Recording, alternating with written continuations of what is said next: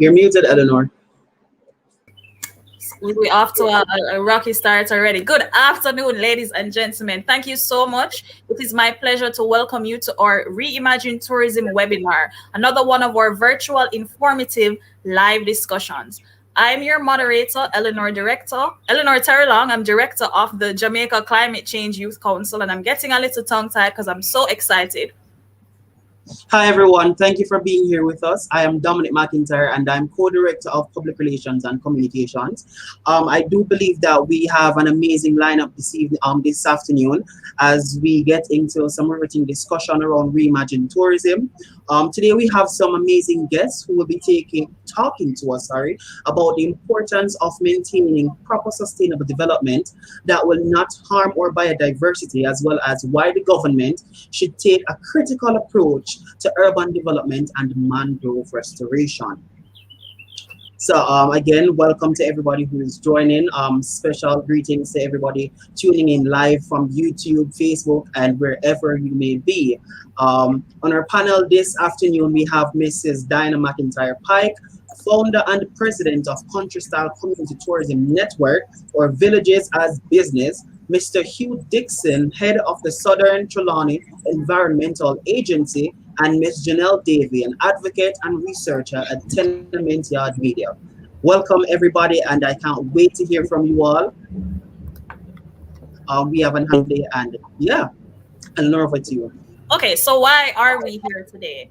It's so important for us to really take these moments to inform the public about issues concerning urban development and practices that will protect our biodiversity and natural resources. You know, Jamaica is a tourism-dependent country, and over the past few months, I'm sure everyone has seen or heard some of the public discourse as we talk about things like the Green Island Project and other kind of initiatives that where we have this conversation of balancing tourism versus environment. And for this reason, this is why we, as the Jamaica Climate Change Youth Council, thought it would be really important to host this webinar to sort of have this conversation centered around how we reimagine advocacy. So at the Jamaica Climate Change Youth Council, our 2021 advocacy platform is called ReImagine Advocacy. And we want to kind of apply that idea of reimagining to all facets of development. So today we're talking about how we can reimagine tourism and how we can, put together a strategy that has action, accountability, as well as innovation. All right, thank you again, Eleanor. And just to go back to everyone tuning in on YouTube, Facebook, welcome, welcome, welcome, and welcome. We thank you for joining us, and do stick around to gain some valuable insights that this webinar will offer. We will also be having a question and answer segment at the end of the session to facilitate any questions that your viewers may have. You can type your questions at any time in the comments on YouTube or Facebook, or you can use the hashtag ReImagine Tourism, hashtag Ecotourism, hashtag Sustainability to share your questions and comments. For our viewers on Twitter, you can also use any one of these hashtags, and we will definitely see them and respond to your questions accordingly. All right, so today's discussion, we're kind of splitting it into two sections. So first, we kind of want to look at what are the problems that we're thinking about, and then we're going to explore solutions, because it's very important for us as advocates to not just talk about what is wrong, but to really explore what are the solutions and how we can get to, that solution point. So as I said, the first section we'll be talking about assessing adaptive measures, and then we'll move on to solutions for the future. So as Dominic said, you can pose your questions anytime. We will take them in the Q&A section, but as soon as they could come up, you can post them with the hashtag or in the comment section, and we will note it for the question and answer section. Okay, so I am going to start by asking each of our guests, first of all, to just give a quick introduction of who they are, what their work is, how they kind of fit into this tourism discussion. And I'm going to start with, it looks like Miss Pike dropped off for a second. So I'm going to start with you, Mr. Dixon. Just introduce yourself, tell us a little bit about the work that you do. Well, I am the Executive Director for Southern Trelawney Environmental Agency and Cockpit Country Adventure Tours.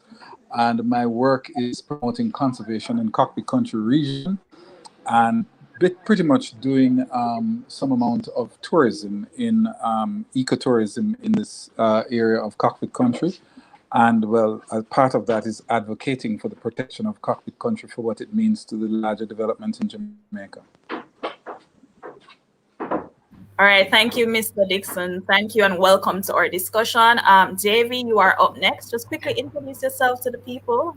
Good afternoon, everyone. I'm Janelle Davy. I am a civil and environmental engineer. I'm a recent graduate, and I am a researcher at Tenement Yard Media. Yeah, I'm not an advocate. I was introduced as an advocate. I am not. I just read over books and look at data and stuff. That's majority of the things I do. My graduate study starting in the upcoming months focus on civil engineering with a focus in climate change, infrastructure, and energy. So yeah, is a most of the work I do is looking at a new type of revolutionary discourse, the way with the way humans interact with the environment. So yeah. All right, thank you, Davy. I don't think we all agree that you're not an advocate, and maybe we need to have another discussion about how we define advocacy, because the work that you do is very important. And advocacy, just bringing awareness to issues and talking about and having these hard conversations is definitely a part of advocacy. So please don't make me hear you say that you're not an advocate again.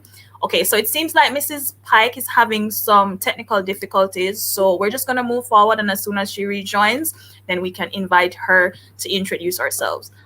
So I'm going to start with kind of a basic question to both of our panelists, because this is an ecotourism webinar. But what is ecotourism? You know, what does ecotourism mean? And not just what it means as a definition, but within the Jamaican context, what is ecotourism? Mr. Dixon, I'm going to throw it to you first. Well, basically, ecotourism is the tourism that's focused on nature-based activities, the outdoor, and would be distinctly different from what we're accustomed to, which is sun, sea, and sand, which is coastal. So you're looking at ecotourism, which would involve the interior, the landscape, the nature-based attractions, the biodiversity, which speaks to the kind of species that there are within the landscape and their value for interest among those who visit. So I would see that as the definition we utilize for ecotourism, and it is a tourism that allows people to interact with this without in any way altering it or degrading it.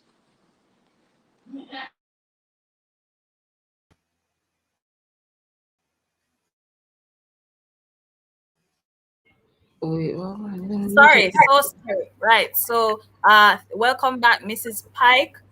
Davey, I'm gonna throw it to you just to answer the ecotourism question, and then I will touch base back with Mrs. Pike.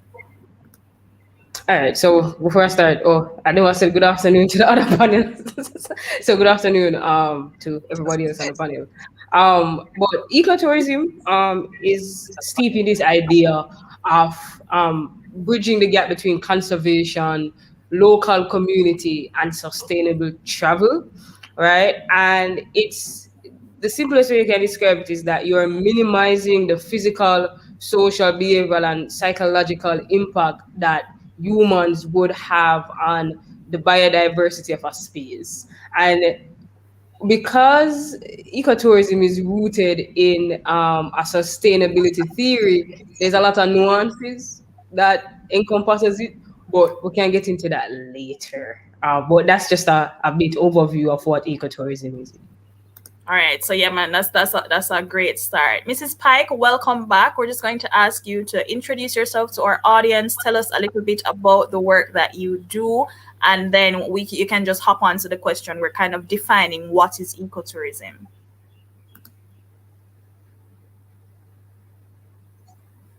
Okay, thank you. I'm glad to see you.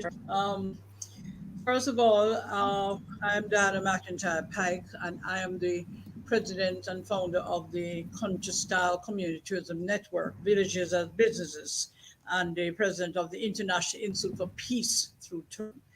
And I'm proud to say that Jamaica has been branded by the IPT, as the acronym goes, as the home of community tourism, because we started this from 78 when we branded it. Desmond Henry and myself sat down and we had to come up with a name for what we were doing many years before, and that's what it is. And why this is important is that community tourism is community development, and it's an umbrella for the many niche markets, of which ecotourism is one of the main markets.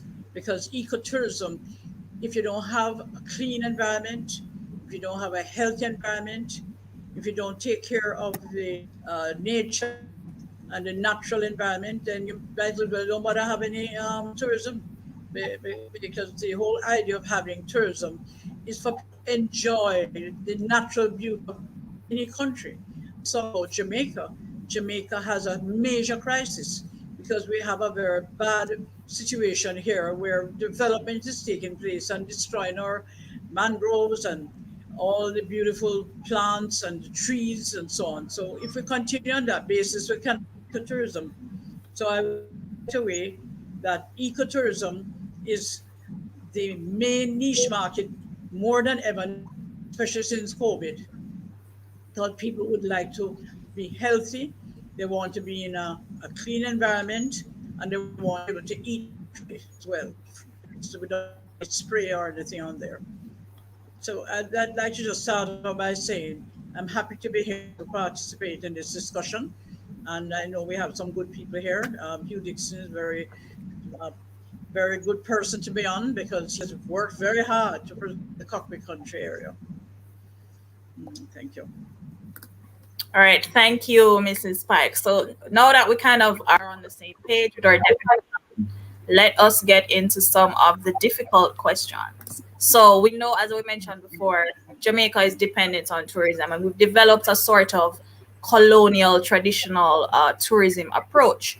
But the argument is that approach with the 8,000 room hotels that brings in a lot of foreign exchange, that's very good for the economy. So how do we kind of quantify the economic benefit of ecotourism or community tourism and weigh that against the argument that the tourism model as it is, it's bringing in all of this money for the country? How do we kind of weigh that conversation? Mr. Dixon, let's start with you. Yeah, tourism is very important for Jamaica. It brings in foreign exchange, and our economy is pegged to the ability to earn foreign exchange and, by extension, to purchase our goods and services. So it's important. Basically, the tourism, and could you just remind me of the essence of the question? It slipped me briefly. No problem, man. How do we weigh the economic benefit of community tourism as opposed to the large scale or quote unquote large scale benefit of the other approach to tourism? Okay, the tourism we have been accustomed to is associated with what's called foreign direct investments, which brings people from overseas to invest in building structures like the hotels, the attractions, investing in transportation, and pretty much most of what is the tourism sector. So the benefits of the traditional tourism is that you have a few employees within the operation of these large investments, foreign direct investments. And basically, a lot of it is repatriated to the people who have invested in it here in Jamaica. The real benefit to us is the number of people who are employed giving basic services to the establishment of that industry. So they are people that clean rooms, they are in the chefs in the restaurants, they drive the transport, and they really operate at the service level within those operations. When you look at what ecotourism is, it is shifting that focus to a more locally contained and influenced kind of economic activity.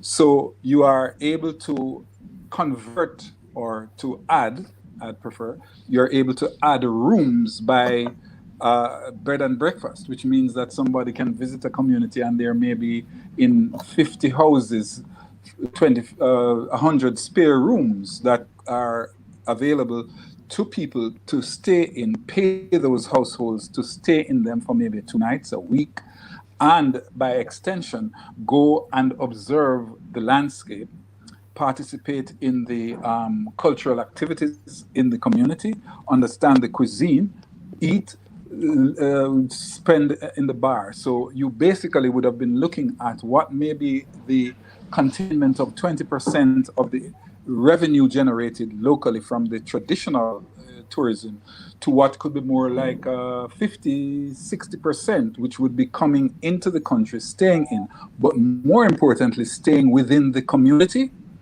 at the local level, and therefore having more impact in the local economy. I'd leave it there for the moment. All right, Mr. Dixon. Mrs. Pike, asking you to weigh in on the same question.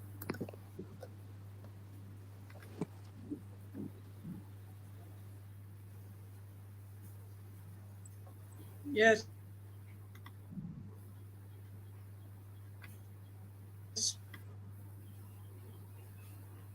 Seems as if Mrs. Pike is having a bit of a technical difficulty. Is there? Yes, I do. We're on my favorite questions. Mrs. Pike, we're not hearing you. I think your internet connection is a little off. I would like to respond by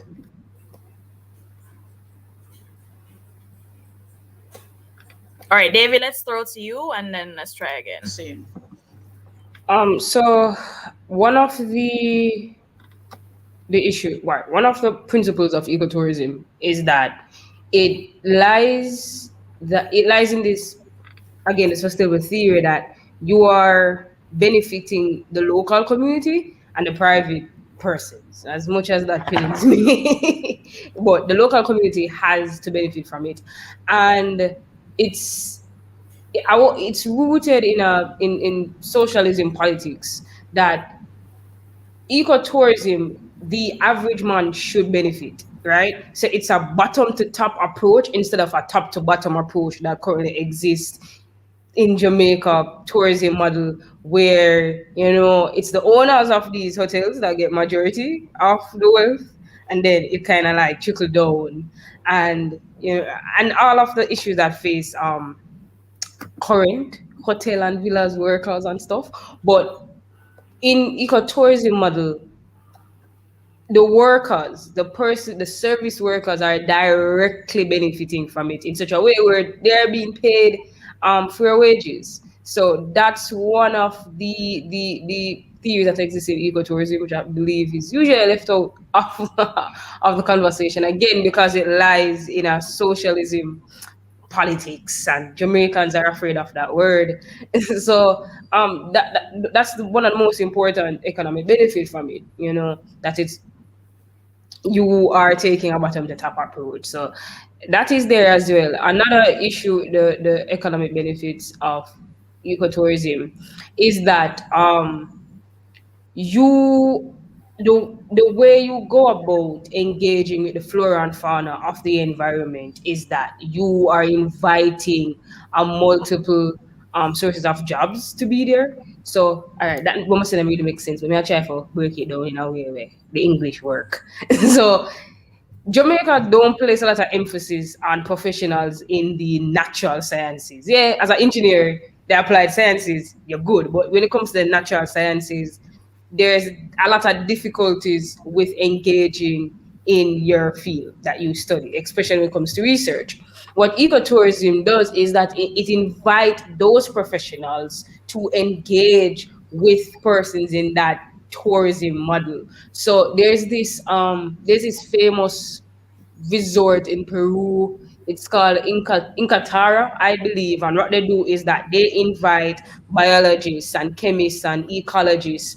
They invite them to set up shop on their villas to do research around the flora and fauna that exist in these places and see how persons who visit there can benefit from it. They also sell these things. So that's one of the ways in which you can engage with persons, and you're not destroying the environment, but you're exploring it further to see the kind of benefits that existed. I know, and I'm going to say somewhere out west. I'm not going to tell you where, somewhere out west. that limestone, they have the limestone bath. If we could engage with these persons who are having them, then clearly we can, find out the benefits of these limestone bath, published couple papers, sorry. So there's a whole lot of I can't tell you the a direct quantity of saying, oh, this is the price of ecotourism. I can't tell you that, but I can tell you that the economic benefits it's a lot. There's a lot, but those are the two instances I know, which is something that I want to see in Jamaica when it comes to ecotourism. So yeah. All right, thank you, David. Mrs. Pike is back, so I'm gonna let her respond again. I know she was very excited to get on that question. So what? I don't know. I don't Sorry, know it's what the same happened, my dear. I question. just know that it created. I will respond to the question because it's a very important question. The Caribbean has taken the route of, I would call it more of an Americanized approach to tourism, which is not necessarily to the benefit of communities. That has always been a concern because many communities are surrounding these large entities, and some of them have never even seen what a hotel looks like. And the visitors that come don't know anything about what goes on in the communities either. So this was always my passion to bridge the gap. And it is so sad because Jamaica is a very beautiful country, very with a lot of natural beauty, herbs, and healthy that you can offer people even directly in the communities. There's a hotel, or let me say, you can develop a hotel as an eco type hotel. You don't need to call it a resort. I have a problem with the word resort because a resort is saying something that is man made. In Ireland, which is one of the most successful places for tourism, we did a study tour there when I was the chairman of the Small Hotels Committee for the Caribbean Hotel Association. And when we went to Ireland, there you saw tourism in action the way it could have been in the Caribbean, where they did not have large entities. They didn't have resort hotels. What they had were boutique hotels and farm vacations, village tourism, and it was so exciting to see how everybody interacted with each other. So anybody who stayed in the homestays, there are a lot of homestays. And when I returned home, I changed my hotel from the Astra Hotel to the Astra Country Inn. And overnight, I got more guests. So, in conclusion of this question, we need to rebuild tourism now. And what I'm happy to tell you is that the world is moving in the direction I've just said, where they recognize they cannot rebuild tourism without communities being involved to earn income, not directly from tourism necessarily, but they should be able to have a livelihood within their communities. And that's why we created villages as businesses so that we can have communities manage their community as a business. They can create things like farm farm stays. They can do craft and art, and people want to have things from communities. And what is exciting is that we have now combination stays between packages where you can spend 3 days in a homestay and 3 days in a hotel. So the future of Jamaica should not be cutting down mangroves and building concrete. I hate to use the word, but I'm going to. We should not be building concrete jungles. We should be developing hotels that are with ecology in mind, not cutting down the trees, but trying to enhance the beauty of the country to preserve our beaches. We have a crisis now with beach tourism because most of our reefs are being damaged. I don't know if you know how bad it is. The last report we had from the University of West Indies that we have 15% of our reefs left. And that has come about because we put sewage and garbage and all kind of things in the sea, and we're dynamiting the reefs.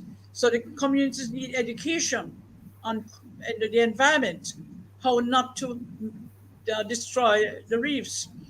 So we're having now lots of beaches. Negril is not what it used to be. The South Coast is in trouble. I don't know if you all know how bad it is. The crisis is real. and crocodiles have gone into the sea when that wasn't supposed to happen. So we went and built where crocodile reserves are. I could go on and on. All I can say is that we have a problem. And we have 15 spas that were identified in Jamaica many years ago by a German spa expert. What have we done with the spas? Nothing really. The ones we haven't even enhanced it. So we have a opportunity to be different. And young people are here. You need to know that it is not about building concrete jungles. It's about developing a country with the ecology in mind and making sure that you enhance it with the right approach. So that's what I'll say for now. All right, thank you. I have a sort of follow up to that question, and I'm going to play devil's advocate just a little bit because we as environmentalists, we have a position, but there is also the opposing argument, which is always going to be the tourism workers need jobs, tourism workers need livelihoods. So we touched, I know Mr. Dixon touched on it a little bit about how the community tourism model kind of keeps the revenue within the community and within the service workers. But do you think that workers now in the tourism industry are kind of open to a sort of shift in the model, or do you think that them as workers, they're okay, them get them paycheck, them all right?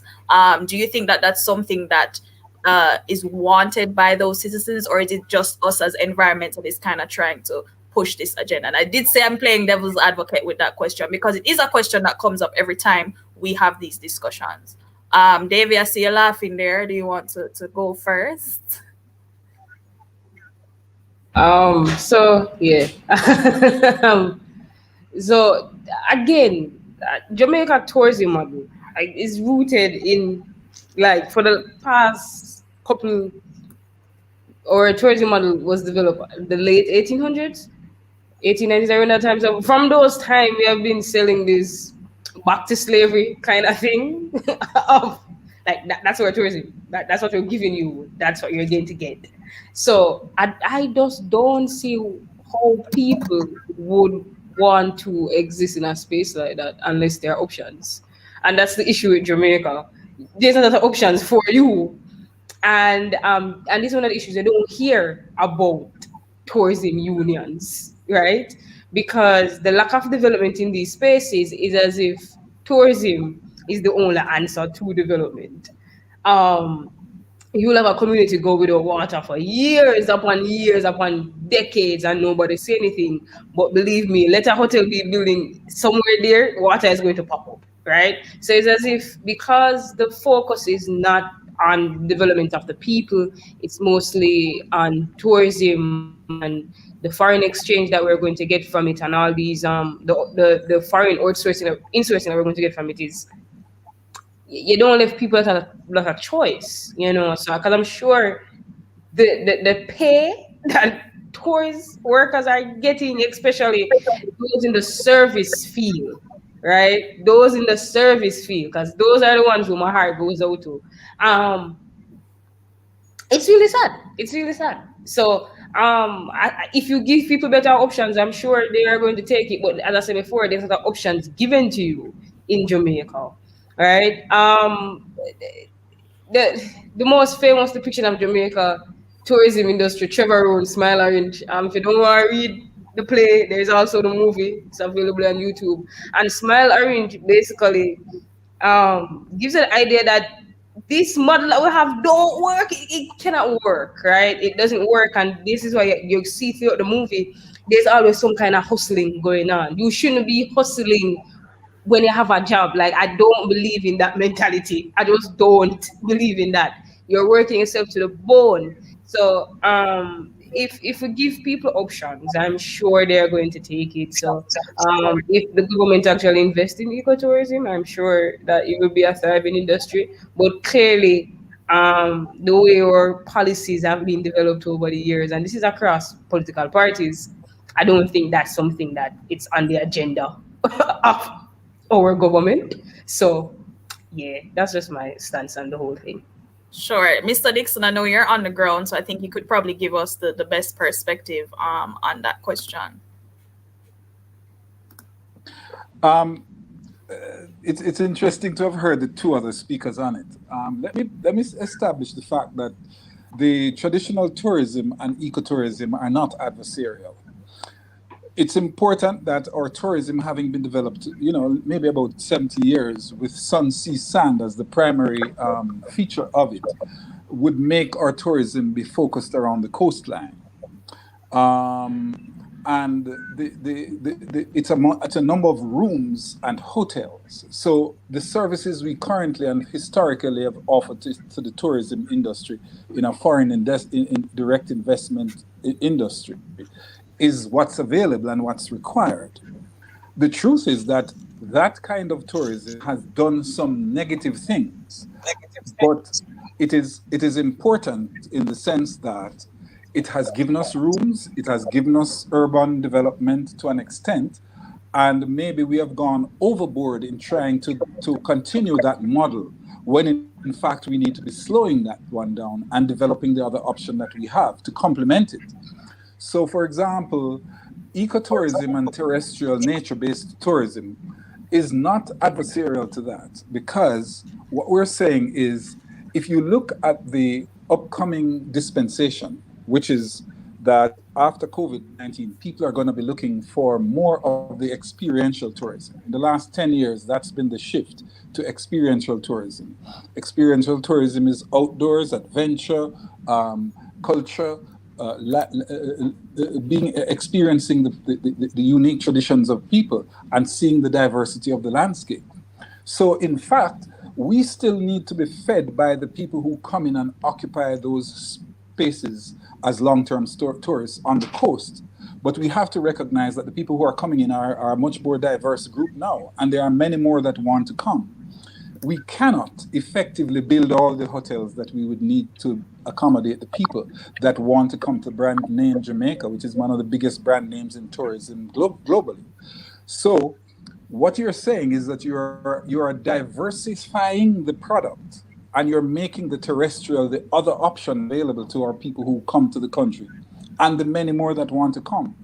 What we're saying to you, if I use the cockpit country as an example, there's 66 communities in the cockpit country landscape with about 73,000 residents. And I'm pretty sure from my research that easily, uh, maybe you have there about 40 households. I'm pretty sure that 20,000 households could provide additional rooms. So 40,000 households that could provide 2 additional rooms would give you a sense of the immediately available housing stock in 66 communities that could accommodate people with a big and minimal levels of upgrade to have global standards of running water, indoor closets, water closets, and the ability to serve meals that are of a standard that we can feel comfortable about. What that means is that immediately, we are able to expand our tourism occupancy, accommodation, by easily about 20% immediately. And in those locations, we have a diversity. In the cockpit country, there are 1,500 species of plants and animals combined that are endemic. They're nowhere else in the world. And there are people out there that have an environmental awareness that want to come and see these things. So if you were to take on the accommodation in the community and enable them to access those species for observation, you could provide them with specifically what they're looking for and nothing else. The beach and the sea would be a backup, yes? But here's the significant thing. While there are those who would be employed in the hotels on the coast to serve them when they arrive and are there, we would have people who are residents in the terrestrial area that could provide the same accommodation and provide the same service and earn direct income, not in competition with those people there, because you would have been increasing your accommodation and your visitor numbers beyond the 4 million level annually, because you're now looking at a stock that could come in. But here's another interesting thing, and this is from my experience. I had a guest that came here as a bird watcher. Jamaica has 28 endemic bird species, and that visitor came here specifically to see a tanager. That's a particular bird. And we were doing a bird watching, trying to find the 28 species so that we could feel, yeah, we have served this guest and shown him everything we have. In the first hour, he saw the tanager. Our guide could say, here's the tanager. He said, good, we can end our tour here because this is why I came to Jamaica. So he would have spent his money, he would have come here, our guide would have been paid, he saw what he wanted to see, he was not domiciled on the North Coast in a hotel room, and he was in the terrestrial zone coming specifically to see that. There are millions of other tourists that would want to see that. So Jamaica is well poised for moving forward. The constraint that we have is that the traditional forms of tourism have a stranglehold on the development of the ecotourism and the terrestrial and the nature-based tourism. To the peril of Jamaica as a state, to the peril of the many people living in the terrestrial zone that could earn an income, and to the demise of the economy of the country, because you could increase the economic revenue by that same percentage, because your direct expense, your direct income would be the direct payment of these people to the direct people within the community. So I give you that example because I want to establish two things. They are not adversarial, they're complementary. It's not capitalism versus socialism. It is integration of the resources and the diversity that you have for an improved economy and to benefit the welfare of the people who live in there, so that while the person is on the North Coast cleaning rooms or serving in the restaurant, there's a householder in cockpit country who can offer a room, and you eat in his dining room, and you go to his farm to see his production of yams, or you go on a trail to see the species, or you go into a river instead of the beach. So you are creating some balance between the degradation of one environment on the coast, and by extension, you're selling out assets within the terrestrial because you don't value them for what they are. So you are likely to go and mine it because you said, the land might not value nothing. So why we not go and dig out the soil and send it, go to Louisiana as bauxite? Or we go for the limestone at the base. And in the process, we contaminate water, which feeds into the very tourism on the coast, which we want to maintain because of what it has done and what its role has to be in the future.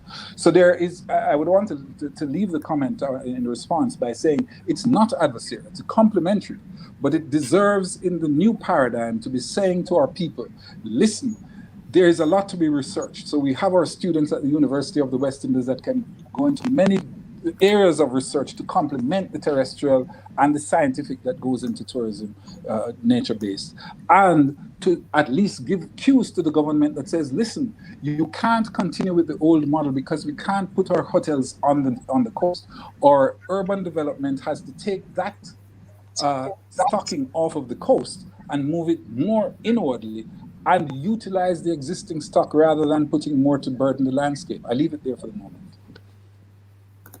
All right, thank you, Mr. Dixon and Mrs. Pike.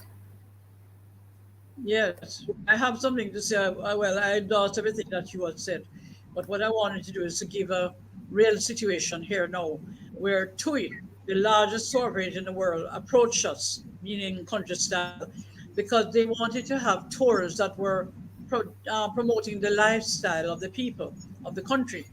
And we created a tour in Orange Bay, in Negril area, Hanover, but it's in the Negril area. And the tour is where people would come to the hairdressing salon, the guests. They would watch the hairdresser at work and talk to her.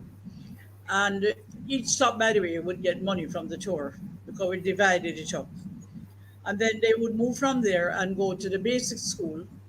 Then they would go to the prep school, and they want to spend an hour in each school. The school. They want to sit in the classroom. They want to interact with the teachers and to see what is happening and ask questions. And if they're playing cricket, they like to play with them or whatever they're doing. And then from there, we went to the church because whether we liked it or not, we have more churches in Jamaica than anywhere else in the world. So they're fascinated about that. They want to see what a church looks like in Jamaica. So they meet the church people and they see some of the people who are out there selling some of their local craft. And then from there, they went to the community bar. We have two spirits side by side, right? We have that as a joke. So the community bars is attractive because next to Ireland, we have the most bars in the world. I don't know if you know that. So they want to enjoy what the people do and interact with them. And from there, they went to the community restaurant. And then the community restaurant owner tell them about the food. And after that, they did some dancing with the bartender and everybody. And then they walked down to the pastry shop and had the plantain tart and gizzard. But what is fascinating about this is that the people were so excited because they knew this store was not created for them. It is the lifestyle of the people, but they're just sharing it with them. And they were able now to go back to their hotel and tell other guests. And so they became marketing ambassadors. And they said, let's go to the bar and have a party. So they went back to the bar and had a party. They went back to the restaurant so the people got more business. And then they heard about our program where you can pick a project and adopt a village. We got 9 groups with Pick a Project, where people came, the projects are included. So we're putting together a database of projects because people want to know how can they help. And even Sandals got involved with one of our communities, where in 2 days we had 600 guests who came in and built the beehives for the beekeeping business and the roof for the basic school. So moving forward, that is what, like what you said, we have to diversify the product, let people enjoy Jamaica for what it has, because we have so many things here that you can't find anywhere else in the world. And the larger hotels, I'm pleased to tell you, some of them are now wanting to do accommodation tours. And we just got a grant from the US Embassy to do training for 130 people in Jamaica, and that will be the first of many to come in entrepreneurship. And they wanted us to include uh, security training and protocol training for the COVID. And once we do that, they want to encourage their visitors to come, even if they stay in the traditional hotel, to spend a day or two with us in our communities. And what you said about the accommodation for communities is so right. If we strategically integrated the communities as part of the rebuilding process, improving the water supply, improving electricity, Wi-Fi, everything, no different than when you're developing a hotel on the North Coast. It will improve everything for the residents and they can earn money from entrepreneurship. And even if they work in a hotel, they can still be an entrepreneur in their communities. So they can do both. So I think that that is the way forward, where if you want a sustainable product, you need to develop the communities as well, not just one side of tourism. Yeah. All right, thank you. I'm going to turn over to Dominic. All right, thank you to our guest. I'm sure that it has been a wonderful discussion thus far, and I hope our viewers can actually see the same. But interestingly, we have heard the discussions surrounding how the government goes about protecting our biodiversity and assets, as well as, and though there may be some amount of work happening, this is still not enough. We know that through the Wildlife and Protection Act of 2000, which protects hundreds of species that make up the rich biodiversity in Jamaica's wildlife from both exploitation and danger. While the Act states that it is protected, it also lists animals and plants that are not protected under law. But even so, the primary legislation that governs the management of forests in Jamaica is the Forest Act of 1996. The question that I would like to ask is, do you think the government spends enough time implementing strategies that will preserve and protect our biodiversity from urban development? Mr. Dixon, I'll start with you on this one. Well, let me say that our government is disingenuous, basically. It has a nice set of things on the books that represent its policy towards the environment, but it is our governments have been disingenuous and an embarrassment, quite frankly. So I leave that there and go to the nature of your question. The point is that we need to be visionary in the development of our society, and we need to look at what our assets are and how we're going to exploit them wisely so that we don't overexploit and degrade them in the process. So I think my best example is where I am. With all of what you just said there, Dominic, the fact is that I live in cockpit country. an area that's about 150 square kilometers of land, of 150,000 square kilometers of land. And it is the most biodiverse place in Jamaica, actually in the Western Hemisphere. But it is significant for Jamaica's existence, also for the existence of the tourism sector. But the very government that wants to protect the tourism sector for the sake of the income from tourism wants to get every iota from bauxite mining, for which the last remaining deposits are in the cockpit country. So the government is on its policy books giving you the impression that it is creating a new look tourism, and also on its books that it is trying to be prudent about the wildlife and the natural environment. But it is the first to go into an agreement of profit sharing with the bauxite companies, where it is a 51% shareholder in any mining operation that will take place in Jamaica going forward. What does that mean? That it intends to mine out the bauxite out of the cockpit country, which is exactly where the biodiversity is, where all those 1,500 species are. It is determined to relocate the population that lives around that biodiversity to get that bauxite.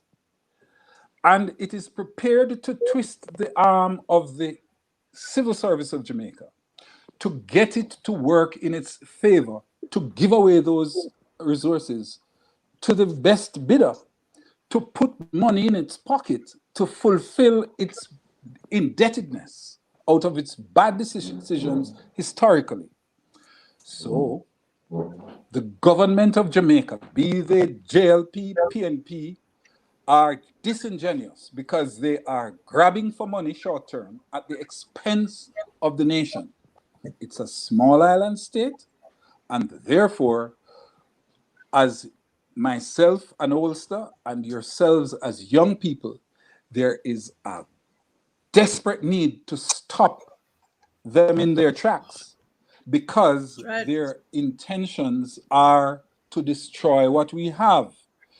We were able to say long ago that putting hotels on the beachfront and putting the effluent into the sea would have damaged the mangroves. It would have affected the coral reef, and our government has not done anything about it. So we have the 7-mile strip of the Negril, which is now polluted. One of the best 7-mile strips 50 years ago has been destroyed with development. So you can't offer that anymore. But the terrestrial, which offers the opportunity for expansion, growth, and the welfare of the nation, is also being subject to policy positions. And if you go back to 2017, you'll see where the government went into a change arrangement with bauxite mining to make it possible to mine anywhere bauxite is. And the bauxite is running out in 15 years. There will be no more. It's not a renewable resource. But not only the bauxite goes when you mine it, what goes is the biological diversity with it. You also have to relocate the community, which has the culture and the traditions and the cuisine and the landscape. All of that goes with it. So I can say to this audience that in 15 years, the disingenuous nature of our state, the disingenuous nature of our governments is going to put us in a position where we in the terrestrial zone will have the same complaint as the people on the coastal zone, because we would have destroyed our resources or we would have sold them out. So in terms of what's the answer to that, it's a policy shift.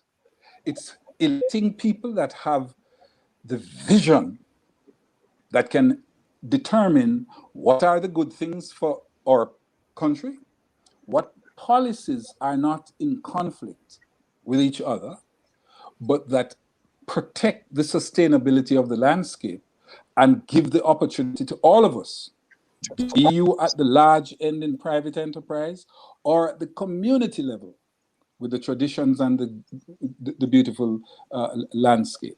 So it's a lot I've said in all of that. But essentially, if we look at governance as we know it, that is also a problem. It is the equivalent, it is tantamount to the degradation that its own policies are taking to our people, which is predicated on greed, short-sightedness, and the urgency to get foreign exchange at any cost, irrespective of what it will do to the next generation. I leave it there at this point.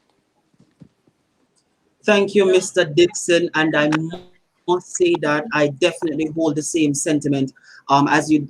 I mean, as a climate campaigner, I for one think that it is double standard actually of the government, because we have seen where they talk about the implementation of policies and procedures, yet they continuously destroy and harm biodiversity, in particular our mangroves and coral reefs that stands at the forefront at sustaining our country. These policies, as one of our viewers stated, that these policies are not translating into action. But I would like to direct this question to Mrs. Pike to hear her thoughts on this. You're over to you, Mrs. Pike. Well, you have said it all as far as I'm concerned. I mean, I am so distraught as a young Jamaican growing up in Jamaica, having the beautiful country we had. I drink from the rivers. My mother was a pioneer when it was more than 7 miles. It was very wide. I cry for Jamaica because when I see what has happened and what you were saying about pollution, pollution is everywhere. Even Dunn's River is polluted, right? We have a problem here. People, I hate democracy. We're cutting down fruit trees, and yet we're saying the farming is important. Organic farming is the way to go. People want healthy fruits and vegetables. And in Manchester and St. Elizabeth, where I'm based, we have destroyed our farming communities to the point people are getting unhealthy. They have a problem with their chest problems and so on because the bauxite industry is unhealthy. If I had to run this country, which I wish I sometimes I get that urge, I would take out all mining out of Jamaica. It's enough is enough now. We've had enough of it. We need to focus on the farming and the organic farming and showing people how to plant healthy. And I would like to add that, and you're young people know it, I'm very worried for Jamaica because when I heard the university report that if we don't have an intervention to do what is required as it should be outlined here, we're going to lose the beaches, we're going to lose the 2 airports, we're going to lose Kingston, and we're going to lose Sandal South Coast. We're going to emerge under the sea. There's a lot more. You guys watch what is going to happen. I'm telling you, it's serious. What you said is very important to hear. What he's saying. We have a crisis on our hands here, and you are going to be living longer than us, and very confident that we're not going to have much to show.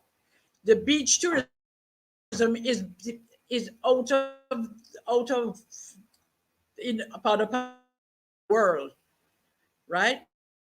Best of the reefs. 15% of our reefs left around Jamaica, and if a hurricane hits us, and no, if a bad hurricane hits us, I'm sorry for Jamaica. We're going to lose a lot. The university recommended that development in the mountains. Development not mean to cut down trees and so on, but to develop the diversity of the country, the fauna, everything that we have, the birds, etc. It is a very important event for ecotourism, which is the fastest growing market in the world. Want to away from the, the hustle and the bustle and the New York and so on, and they want to enjoy nature at its best. And Jamaica has more potential than most of the Caribbean islands, but we are messing it up. And I'm very worried for Jamaica. I'll be honest with you, I am very worried for Jamaica.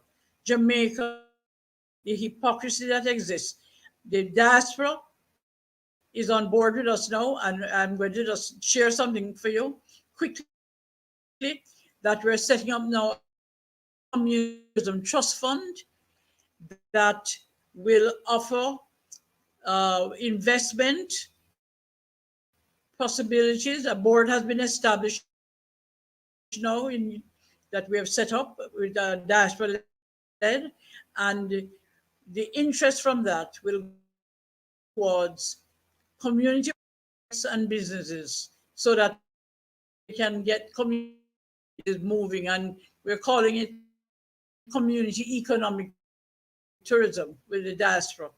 And when we get that moving, we'll be in a better position to help and the young people. We cannot continue on this track. I don't want to hear anything about how many more rooms we're going to build in an area. Or Minister of Tourism goes on about how many more rooms we're going to have. For God's sake, man, I want to hear how much more development we're going to have for communities so that they can participate in the tourism product with homestays and be able to welcome visitors to their community. And it happens in other parts of the world, but we're not focusing on that. We're all focusing on getting it more. I don't want people to think I'm knocking large hotels. I'm not really trying to do that. All I'm saying is that the mindset has to change. And all the packages that we're going to create now for the future will include a contribution towards ComTrust. That's what we're calling it. Community Tourism Trust Fund. Within 3 months, we're going to have that.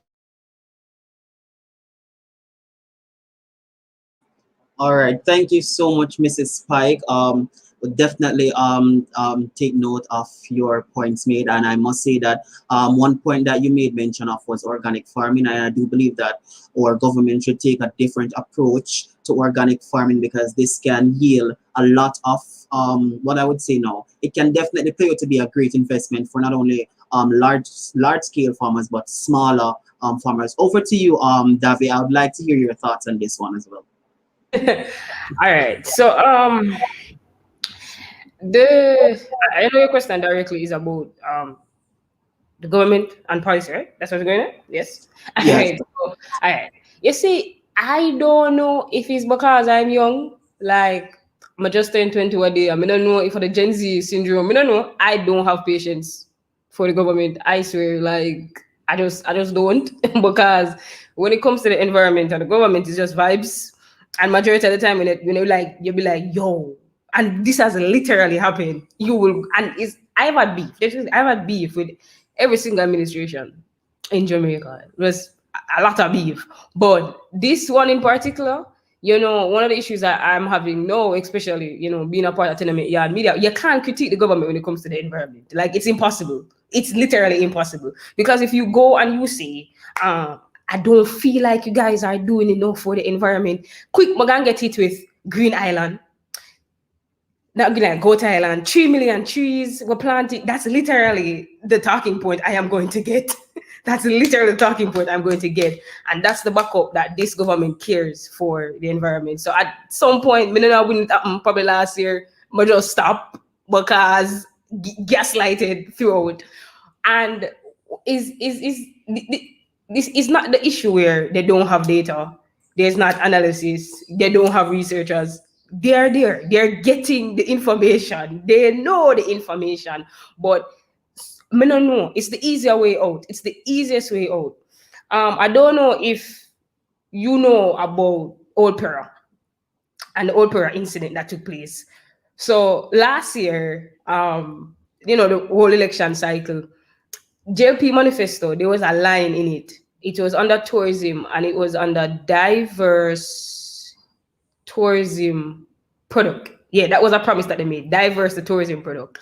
And I want to say this is verbatim, but there's a line underneath that says they're going to develop and search for untapped potential in St. Thomas, Port Royal, and other areas in Jamaica, right? And I'm going to say this is verbatim. I had to type out the JLP manifesto because it's in PNG, and I typing it up, I kind of remember a couple of things, but that line particular, and I said, and I'm like, oh, cool, ecotourism, all right, because what else are you going to do over St. Thomas? Like, literally, what else are you going to do? So I'm like, oh, I like this. All right, Edmund Bartlett, I'm not gonna rush it too tough. I see you doing things. A couple of weeks ago, the Old Para incident took place, and Old Para is this fishing village in St. Thomas, and the incident surrounded Pernell Charles. He has a plot of land there, and the issue surrounded like he owns the land, and residents who usually walk through the land to get to the beach, because that's a thing. The fishermen, they were told there was a trespassing thing that went up that they can't go on the land no more, find another route. And then there was a lot of he said, she said kind of discourse surrounding that. The opposition leader got involved because Pernell Charles' daughter, Dr. Michelle Charles, she is the member of parliament for the area. And then the Gleaner video that arise out of it was, a whole lot of stuff. But that's not the story. That's not the story. That Pernell Charles is not important to this. But the Old Para incident, right, brought to the attention that one line in JLP manifesto that I was talking about, where Dr. Michelle Charles went on this social media campaign. It's the funniest thing I've ever seen all year, actually. She went on the social media campaign. And during the social media campaign, she's saying that what the opposition leader did, Mark Golding, what he did was that because, Mark Golding went down with cameras and stuff, like a whole lot of things to give her bad life. It was, I can't. What he did was that he brought some cameramen and blah, blah, blah and stuff. And she said that she was talking to a Spanish hotel chain to bring a hotel and to Old Para, like a large scale hotel in Old Para. They were going to set up things on the beach. And I'm there and I'm sitting and I'm like, we are talking. Me not understand what she are talking because it never did make no sense to me, because Old Para is the perfect example of an ecotourism model. An ecotourism model already existed there. There were a few foreigners I know who set up a camp kind of thing there, and persons could go and have like a romantic thing over there, and the residents, they would provide the food, they did the cleaning. Like, this was a model that was there for like the last 3-4 years. Like, this is something that they did for so long, right? Like, and I'm like, what you mean? Yeah, bring hotel in a St. Thomas? Like, St. Thomas is undergoing an extreme, rapid coastal erosion. There's also the issue where St. Thomas is, every hurricane season, St. Thomas is tears come to your eye because they are going to get the blunt, right, of the hurricane season based on where they are on the windward side of the island. And then there's also the issue where the Negro River will always flood. And every year in Parliament, there's always that one MP of St. Thomas, right, who is gonna, He's are there most times, but he's always there, and he's gonna be, yo, them need to fix Negro River, deal with the Gabion basket, and it's never done. I know for a fact that National Worker, the National Works Agency, it's not on their agenda this year to deal with the Gabion basket. So this hurricane season, you're literally going to see a whole lot of persons in St. Thomas be directly affected by the hurricanes, potential hurricanes, the storms, and the heavy rainfall that's going to be happening. Now imagine if you put that, right? If you put a hotel there, how worse the situation is going to be. And I'm like, I don't understand. Like, I understand Dr. Michelle Charles wanting to bring development to the area. I get it, especially seeing as there's been years of non-development in St. Thomas. Like, I get what she had tried to say. I get it, but that's not the answer. This thing of hotel is going to save Jamaica, and that's literally a direct quote from the Prime Minister, right? He said, tourism is going to lift Jamaica out of poverty. No.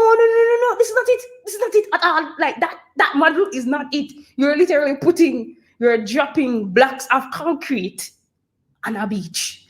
In what world does that make sense? And an already eroded landscape. It didn't make any sense. And I'm sitting there and I'm wondering why nobody isn't following up this lady with her idea of development, because it now makes sense. It doesn't make any sense. And I said before, it's not like them don't have data. They have data. And even why this whole story is so bizarre, her brother is the Minister of Climate Change. So explain to me how, this doesn't make sense. Like, and that's the most fascinating story I've heard the government have come up with since year.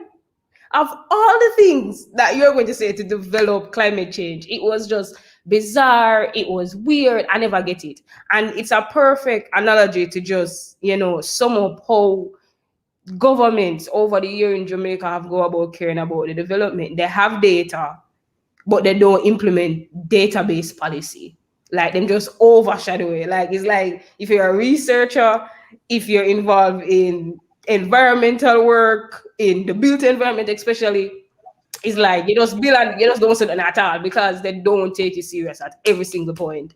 And you just weep. You're going to be screaming out and nobody listens. So just all para. Perfect example of Jamaica tourism issue right now. You're going to move an ecotourism model that already exists. And I just don't know. I'm still confused about it. But yeah. So, giving your question about government and policy, that right there. That. Thank you so much, Miss Davy, and I do thank you for your thoughts. But what we should also consider is that the government, they're trying to improve on their efforts. Many of us do hold the notion that the work that they're doing is just not enough. And I do believe that we can also agree that the government chooses to focus on the aspect of filling their pockets instead of preserving our country and preserving it in a way that it protects our children. I'm not sure if you guys saw the Clovis stone that was also posted on the 10th, that was 2 days ago. This Clovis stone was basically posted in an effort that some would say to weaponize climate change against the issues and traumas that children face. Again, this is something that everybody should also be cognizant of, because climate change is a very big issue, and if we don't continue to rally around this, how will we have a country that will remain there for our kids whenever they grow up, for our future generation? So the main aspect of everything is not really centered only around tourism, but it also focuses on how we can protect and maintain biodiversity to be there for our future generation. Additionally, what we should also we're going into our second segment, because we can not only focus on the wrongs. While we have the wrongs, we also have to focus on solutions to moving forward as a country, and what the government can do, what approach they can take, and how they can improve on certain policies and procedures to basically maintain our biodiversity and asset. So the first question that I have is, are there examples in other Caribbean countries that we can emulate in balancing or use to protect their environment or our environment from the negative impacts of tourism? Mr. Dixon, you can take this one. Thanks, Dominic. I have to slow down from my passion to give good thought to your question and give a response that's understood. You know, Costa Rica is is my idea of a reference to a country that has placed its economic development as being driven by the environment. And therefore, its policies that facilitate growth, development, and expansion is centered around how the environment becomes center of all of the considerations. Let me take it back home to Jamaica. I want to start by saying that we are expecting miracles from the same place that has done nothing to advance our situation historically, certainly not since 1962. So when it comes to governance, the first thing is that we have to reassess what's the criteria for those who are elected to lead. A part of that, in my opinion and recommendation, is that it has to be a set of people who are visionary, that have a long-term sense of where this small island state in the Caribbean needs to go, can go, and has more than enough potential to move it in that direction. First thing, so visioning is necessary, and selecting the people who can govern. You need a policy framework that is all-inclusive, a policy framework that sees the connectivity between growth and development, sustainability, and your market leaders as critical to where you will stay within the marketplace to improve the welfare of the people. I think in that is valuing the systems, valuing the resources you have. Let's look at a couple.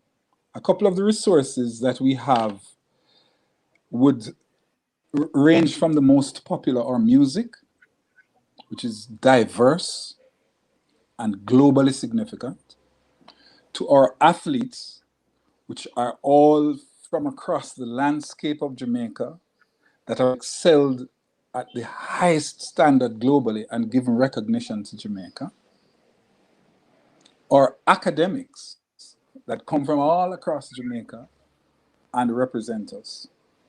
And fourthly, our tourism, which has brought people here because of the significant impact of the 2.7 million people of this country and their impact on the globe of 8 billion people. So any corner of the world you go, we have a brand that is known already. So if you have vision, you start to look at the integration. And let's take the last piece, our environment. So you have a landscape every time, and I think you can call back a second webinar to look at strategy, because we have a landscape that is full of history, full of a history, a geological history that has facilitated the human history. Simple as the fact that the Africans that came to the coast took to the interior to survive, and their history of survival over 400 years makes that history unique, and are still here practicing within the realm of the retention associated with that history.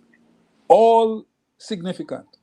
Even the motherland looks to the people in the diaspora in Jamaica to lead the movement for the significance of Black people in the diaspora. 5 critical things that can be integrated, and I put the 5 up there, I just mentioned them, as part of a development strategy. Developing local standards, and I can speak to agriculture, tourism, and a number of other things. Yes? Looking at the best practices that have served us locally, that people are excited and curious about, want to come here, and frame them in a global standard, but apply them locally. In tourism, look at adaptation of best practices. Yes? And I heard the discussion of Old Pira. I have an association with that way back, but let me cover my beard to avoid anybody expecting me to go into the depths of that. But the point is that all of what we require is here. And I want to, since this is a young audience, research. The University of the West Indies is among the top 5% of universities in the world. In this region, in this hemisphere, in this region, let me say this region, it has the highest level of research papers related to any discipline you can think of. So we don't have to wait on Uncle Sam to tell us about development in any area. We have the script, we have the problem statement, we have people with the ideas, and we have already established it. So when it comes to tourism, if we narrow it down to that sector, having touched on all of them, and look at how we integrate it for the betterment of our economy, we have several things.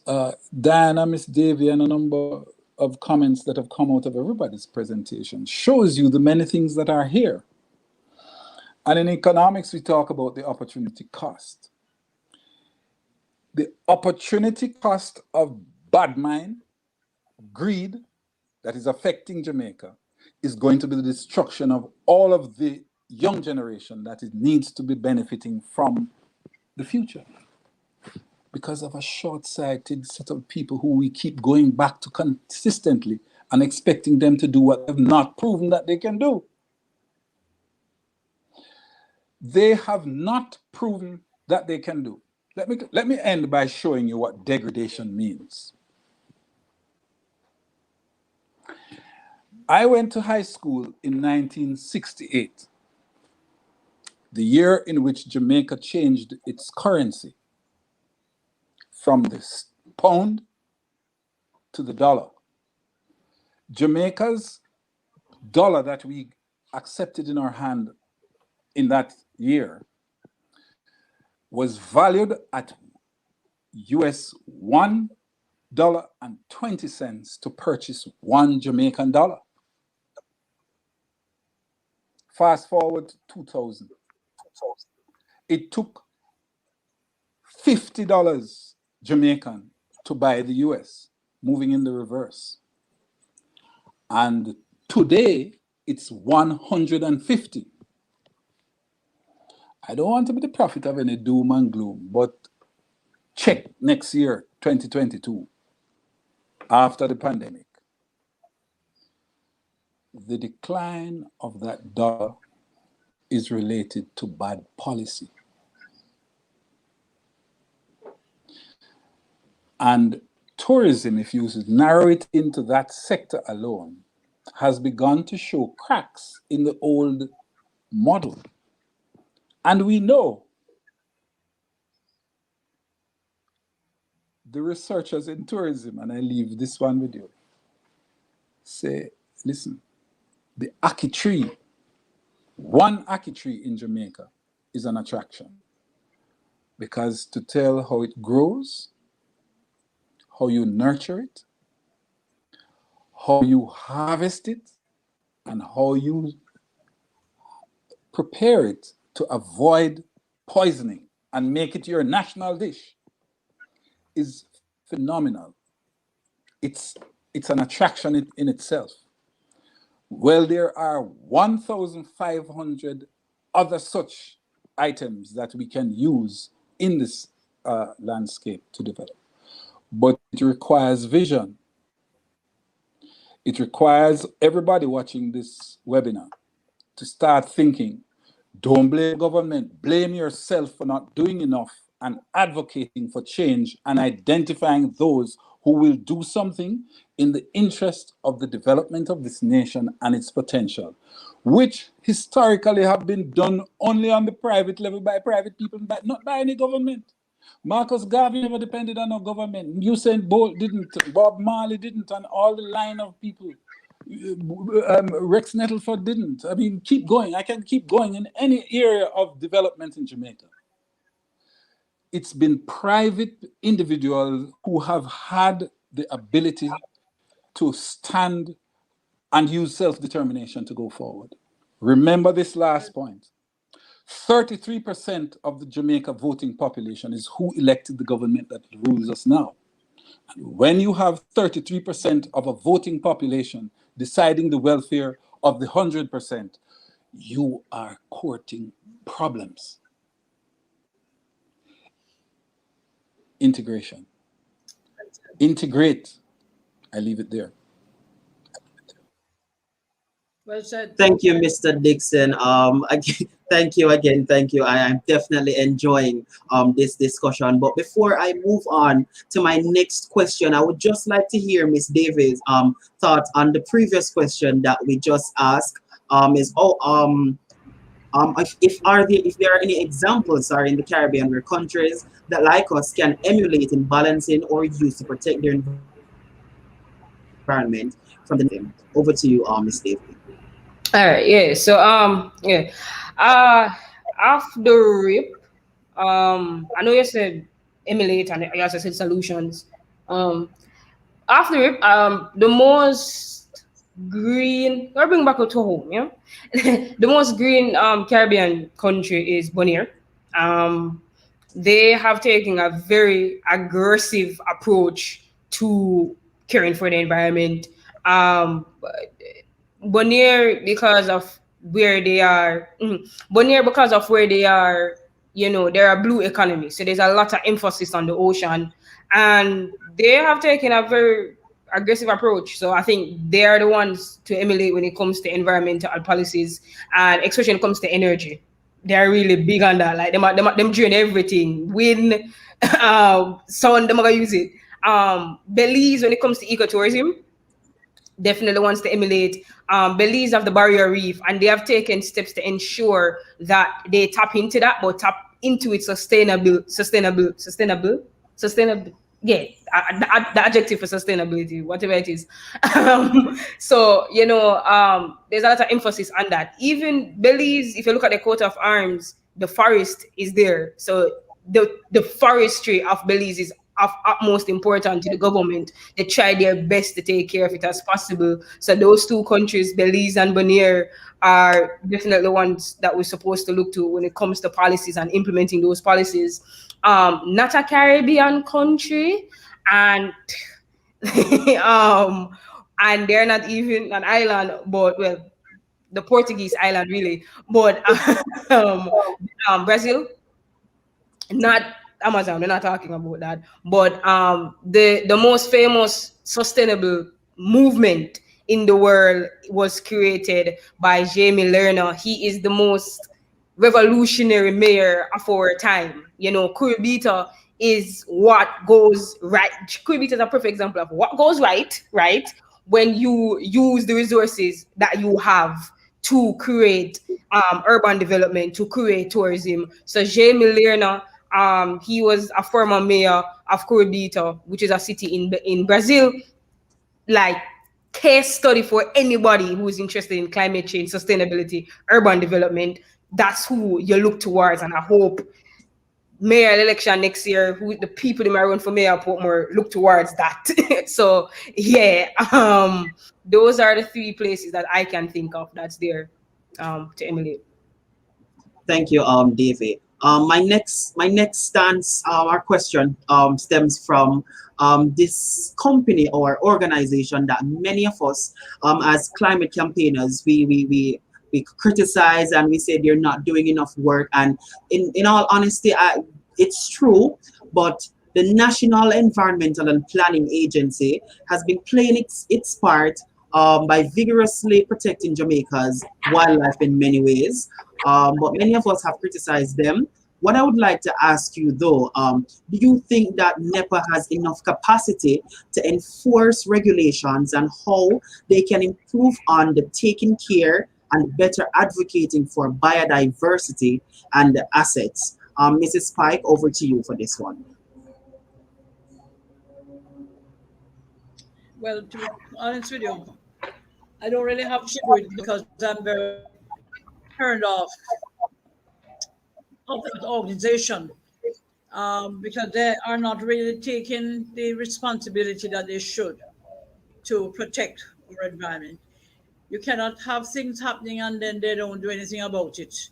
And then sometimes they change their mind about how things should be done. I think you might be better to talk about it. But to be honest, I don't really have much use for NIPA because I don't think they're doing what they're supposed to do. I've got turned off anything called government control when it comes to environment. It is not working and it's not happening. So we have to take charge of it. And you young people have to learn what to do because you have to take charge of what's happening in Jamaica. You heard what you said about many people vote in Jamaica. Okay, that's a clear indication that people are disillusioned about whatever is going on. And I'm not talking about PNP or JLP. I'm talking about um, anything called public sector. There's no collaboration, there's no networking. We have people who know what is right and what is wrong. They're not listened to. I get very frustrated about the cockpit country area, more than I would even want to talk about. How can you be allowing certain things to happen there? Every time I think about the threat of bauxite mining to the cockpit country, how can NEPA sit down there and allow that to happen? I don't understand. I'm confused. Maybe you can talk more about it. I'm turned off. Thank you, Mrs. Spike. Mr. Dixon, I would love to hear your thoughts on this one. Always putting me on the spot, Dominic. All right. NEPA is, as its name suggests, the National Environment and Planning Agency for Jamaica. It came into being because it's two acts, the Environmental Act and the Planning Act, that came together under that particular entity. Fabulous conceptually and critical nationally from a policy perspective. And let me tell you something. Some of Jamaica's brightest minds work there. Yes? It happens to fall under the office of the Prime Minister. And it has a role to look at the development applications for development. So whether it is built development or whatever area of the national welfare, it has to be permitted by NEPA. And one of the critical aspects beyond its research and its technocrats that are there is that it has the responsibility to evaluate an environmental impact assessment that is done on a development. So if you wanted to do a hotel, for example, you'd have to send in an application to NEPA. It would send back to you and tell you the criteria for setting it up. And depending on what's the enterprise, you would want to know where you are, you have enough water, and the research would have to be done. So you are given terms of reference to go out and do that research. Wow. Well, what it currently does, it says to the developer, you go and you get a contractor to do the environmental impact assessment on the investment you want to do. And I'll just say it aloud. He who pays the piper calls the tune. Push that aside. So it has a responsibility to monitor the research that goes into determining if this is something that will destroy the environment, and to say, no, I'm not giving a permit because this does not meet the criteria for giving you a permit. But it answers to the office of the Prime Minister. So, first problem is the conflict of interest, because the people who are doing the environmental impact assessment are paying the people who conduct the environmental impact assessment.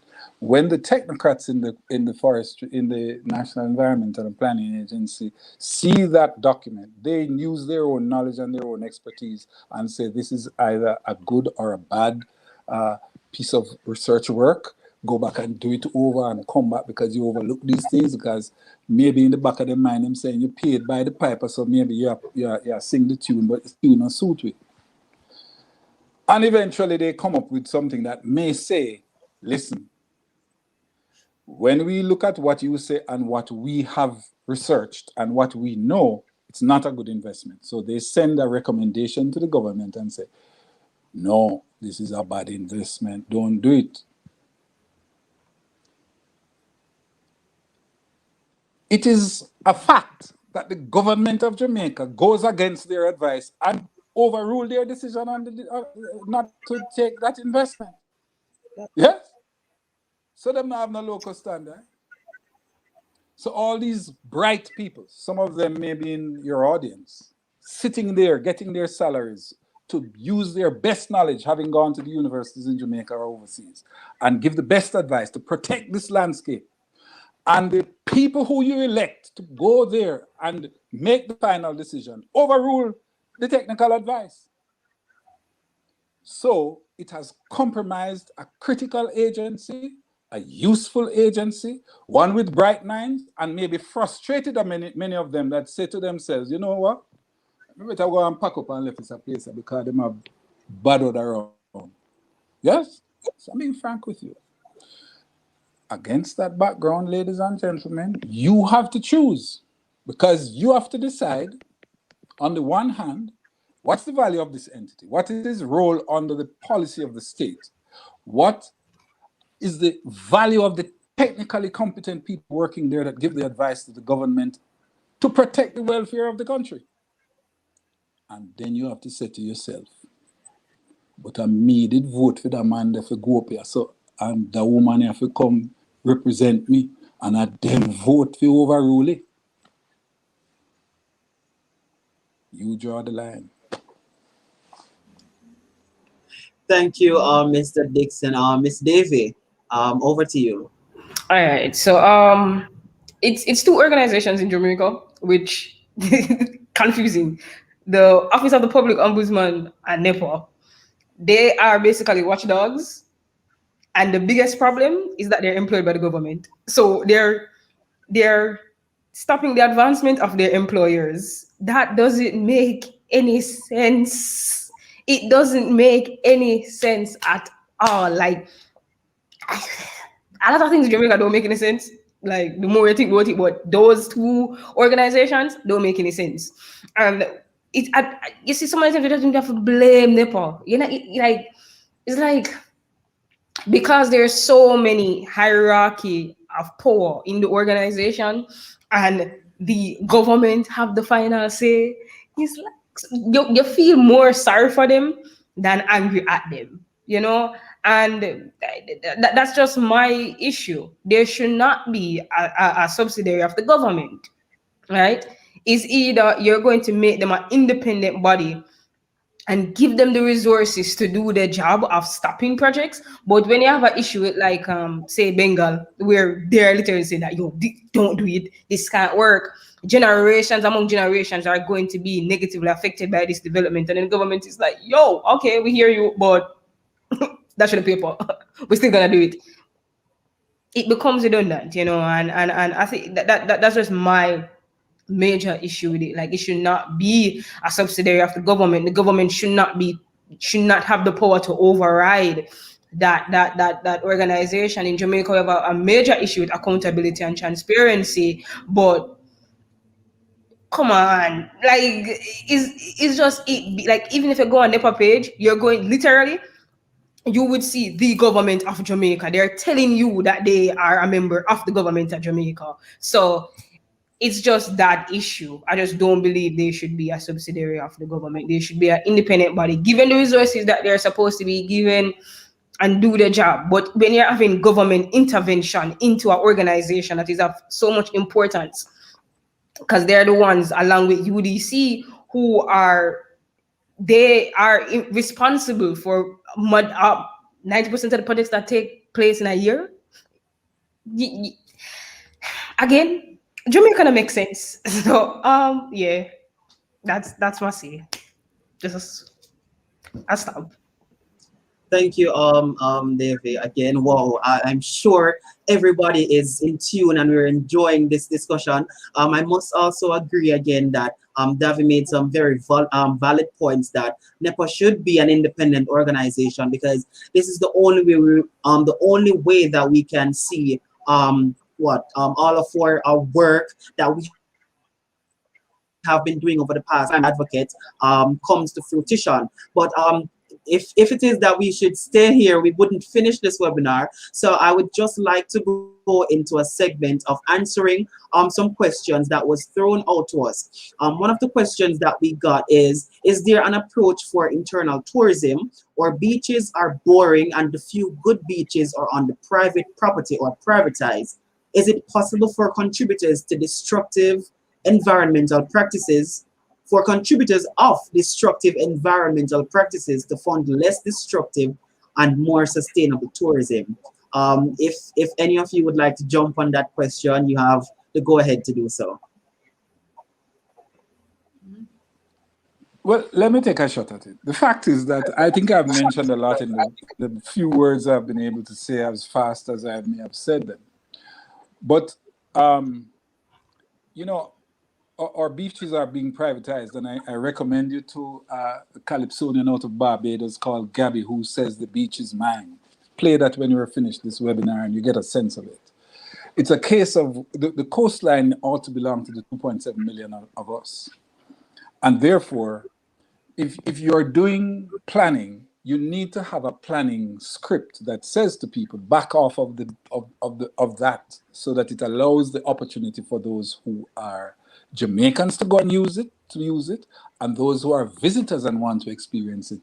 It's better to police it for safety so that you can have your visitors there. But why put a hotel on the beach? Then you send the effluent out on, pardon me, onto the reef.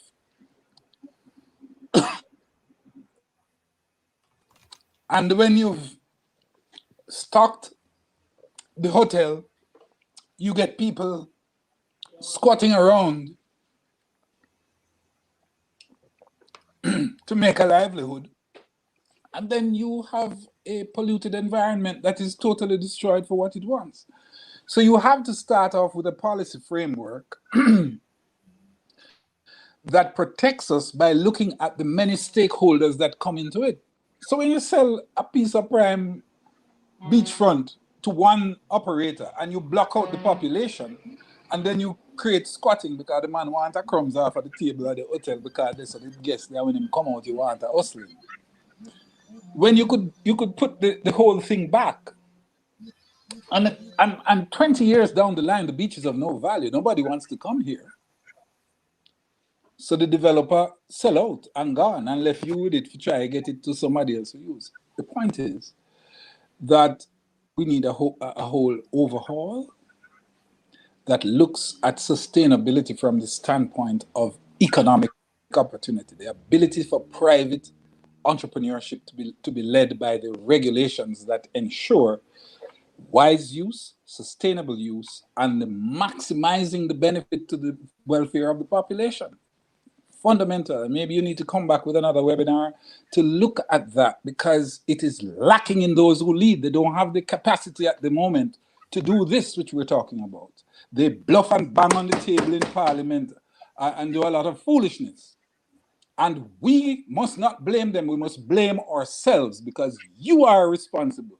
Every one of you that put your finger in to put them there. I just want to say real quick, maybe 1 minute, the money, I'm not gonna share 1 minute. Just the idea, I get you, I understand. There's nothing to do here, especially in urban spaces, because it's really for work. But it's because the beaches are going to, I know clearly not cater to Jamaican residents. As foreigners. One of the things I've been thinking about a lot is greenhouse tourism. I don't know if that makes sense, or that's the term for it. There's a term for it, I just don't remember. But it's you create large greenhouses in urban spaces, and you have these tropical plants being planted, and you invite people to come and visit and see the operations of it and pick fruits and eat. And I would go to that. I would want to see that, especially in Portmore. That's something that I would love. But just because people don't really take it serious unless I kiss up to them. But yeah, but I get the person who asked the question. But that's just one thing that I believe that would work, and then we can move the conversation to more green spaces that cater to Jamaicans. But yeah, so that's it. Do you know that we're fishing industry has been messed up as well? We're now getting fish from Guyana and other areas. We can fish because of the pollution and the damage of reefs. We're not getting as much fish as we used to from the sea. So the fishermen they're part of the problem, but the fact still remains education needs to be teach them what not to do. So we have a crisis now with fish. And I'm very concerned that we have to be getting fish from other parts of the Caribbean.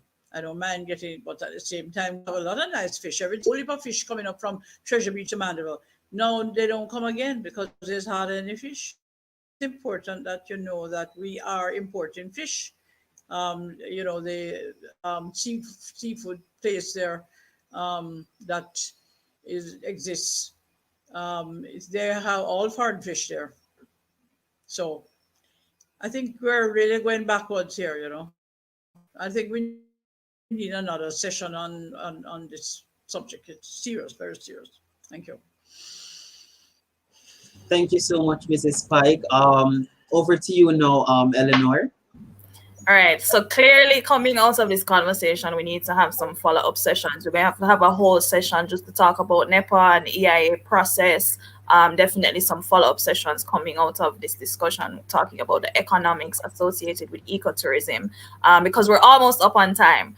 But there are a couple of audience questions that I just want to get in before we do our wrap up. So someone on Facebook was asking, what initiatives on ecotourism do you think we can see happening in the next 5 years? So I know the government is not a part of, none of you are government officials to be able to, put together or give us a official Jamaican position. But based on the reality of where we are now here in June 2021, what do you realistically think we can see, or what kind of initiatives do you realistically think we can see within the next 5 years?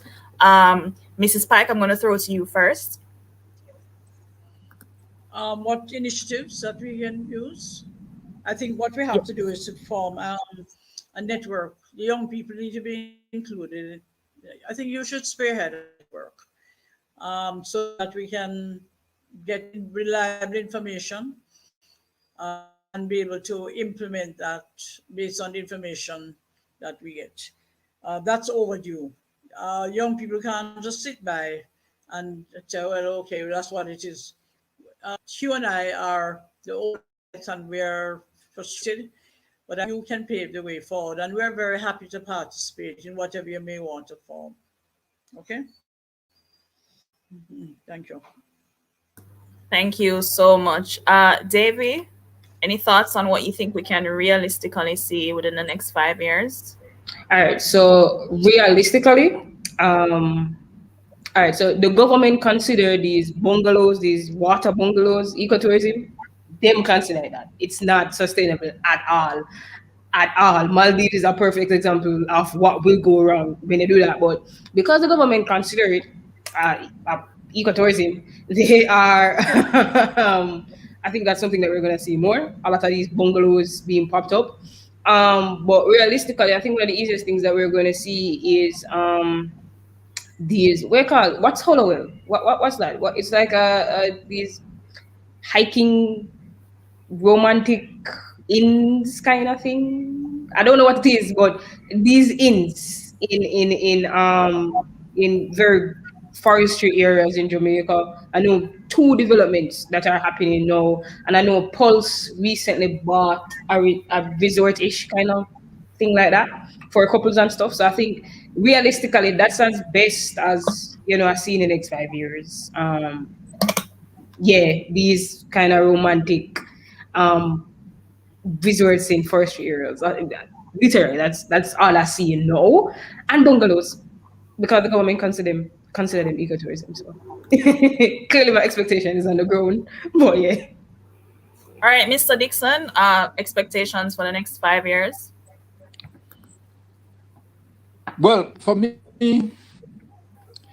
if tomorrow morning I see as a result of this new dispensation, this new norm coming, we have a new look headspace for those who lead. What I would hope could happen in the next 5 years is that we review our standards around tourism, so that they become globally acceptable, and you can refer to it in anywhere: transportation, accommodation, rural conditionalities, what kind of services you have, so that you could improve your standardization and incorporate it into policy. Two, invest in rural. Give the opportunity for communities that have attractions to be investigated, for researchers from the university in the natural sciences to come out and look at the natural environment and the unique things that we have, so you can develop them into a script for your visitors to be told about and to sell it for money.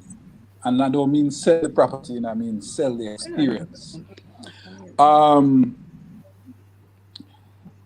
I believe that we need a series of rural think tanks that is a combination of academia plus community man plus Virgin Panacana, to look at how developing a entrepreneurial pocket for our existence in any of the major communities across the spinal ridge of Jamaica could happen.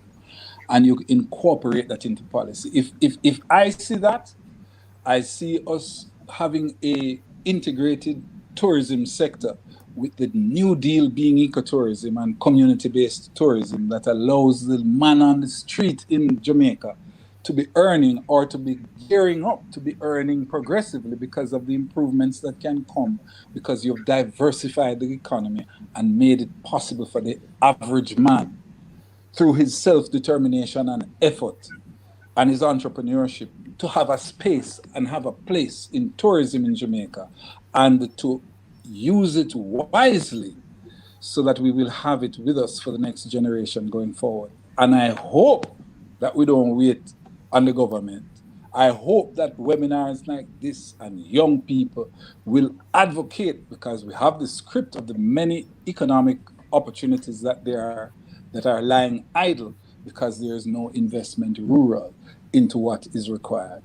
And do it foreign too, because you can start tapping in, and Diana McIntyre, Pike, and all of us in tourism know that the research is done. They know what people looking for as a part of the new dispensation.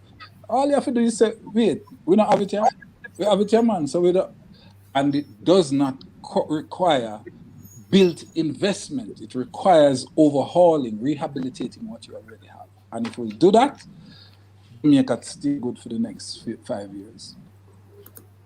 All right, thank you, Mr. Dixon. Clearly, the organizations like the JCCYC and other youth groups have a lot of work to do. I think that this is, for us, is definitely a first step, having this conversation and identifying practical solutions that we can take, and then figuring out the best way to organize around implementing those solutions. So we're almost up on time. So I'm just going to kind of bring us full circle and into a recap. As I said, we're clearly going to have some more sessions around this issue. But in terms of today, I'm just going to ask all of our presenters to kind of close with just your thoughts about reimagining tourism. I know that we would have all share different perspectives, but how when you think reimagine tourism, what is the vision that you see? So we talked a while ago about realistically where we could be in 5 years.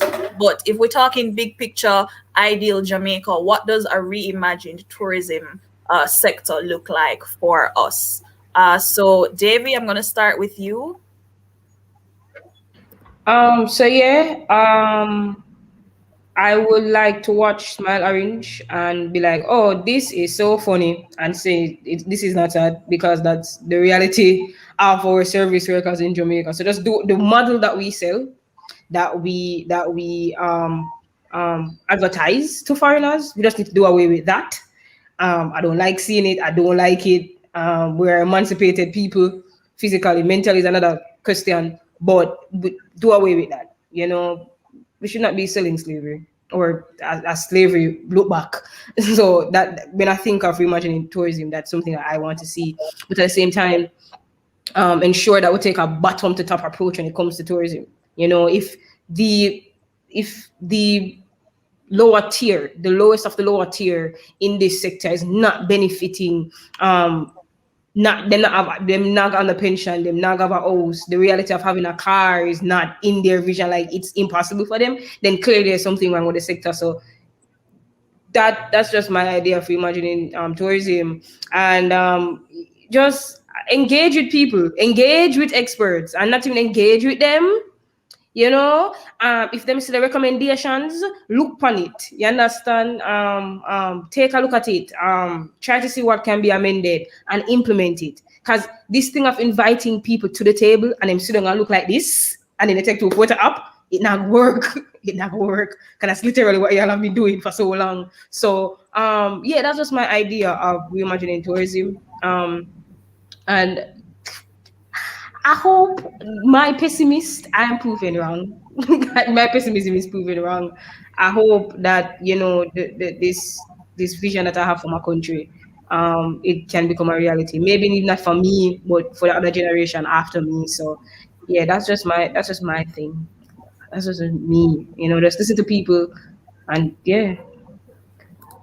Thank you, Davy. And I think, you know, as you just said, maybe not for our generation, but generations to come, but really and truly, we're the generation that is already living with the effects of climate change. So it's really up to us to now is the time to drive that shift. Or as you said, you know, generations to come might not even be able to come. Mrs. Pike, Perfect Jamaica, what do you Yes. see our tourism model looking like? But after all the experiences I've had and the challenges that I've had, my vision, which is what I'm trying to set up right now, is that for the future of this country, we have to be having private sector, community led, with businesses, and the diaspora will become more active, and they'll become partners for us because they also have the same challenges, that they see things that are not right and they can't fix it. There's too much corruption and bureaucracy that goes on. And sometimes when you see it's something that doesn't look right, like if you have food and it's not okay to be eaten, then you just move away from it. So I think that the youth need to empower themselves with information, as you are. I'm very impressed with the fact that you wanted to have this forum. And I know you have other youth things, but you need one specifically now. And we're willing to bring you in as members of our network, to move the country forward. It has to be private, community led businesses, that what we have now branded as community economic tourism. If you don't have that, we have no future. Thank you. All right, Mrs. Pike and Mr. Dixon, to close out your vision of tourism model in a perfect Jamaica. My vision would be that, you know, we double the numbers of visitors that come to Jamaica, and we include a lot of Jamaicans getting into the habit of visiting Jamaica that they don't know. The people in Portmore and the urban center of Kingston go rural and begin to create the kind of economic activities that spend within our local environment. By doubling the local visitors to the island, I mean stopover and cruise ship visitors, but critically without leaving any footprints. Why? Because you would you would effectively disperse them across that terrestrial landscape so that they can experience in all these quaint communities the natural environment, the landscape, the traditions, the culture, the people, the cuisine on a daily basis and move a figure. The figure I have is 120 is the spending average among tourists to Jamaica. I'd want to see in another the perfect Jamaica where you're getting the type of the caliber of tourists that comes spending 300 and upwards per day because you'd have now had a set of tourists that is maybe high end coming into a high end society with a high end diverse set of attractions, and therefore you increase your revenue at the local level that can reinvest into sustaining the plant that exists across the landscape. Yes? So that you are enhancing the possibility of utilizing your resources wisely for ecotourism. You are offering a wider opportunity for the existing tourism, and you are making the place richer because you're using your resources wisely for the benefit of the total population and the many sectors that there are. Driven by research. Driven by research that can come from the University of the West Indies so that we see our tourism product being integrated at the level of the private sector, at the level of academia, at the level of the farmer and the rural folk, to the householder that has a room and the family that has a farm. And you start seeing that, yes, we are using the best standards, we're adopting the best practices, and we're implementing it for a cross-sectional benefit to Jamaica, bearing in mind that we need it to be safe in the face of climate change and the other problems that we can face going forward. Thank you so much to all of our panelists. Thank you, Mr. Dixon. As I said, clearly we're going to have some follow-up conversations, maybe right after this, to explore what kind of partnerships we can have between young people and those in the sector. I know our research and policy team, I think they would be a good fit for being a part of this network because they're already looking into doing research and exploring the gaps in our environmental policy areas. So thank you again. I'm going to turn over to Dominic to wrap up since this event was Dominic's brainchild. Thank you, Eleanor. And I must say that it has been a wonderful afternoon. I'm sure we've learned a lot. I myself have learned a lot. Our viewers, I hope you guys have learned a lot.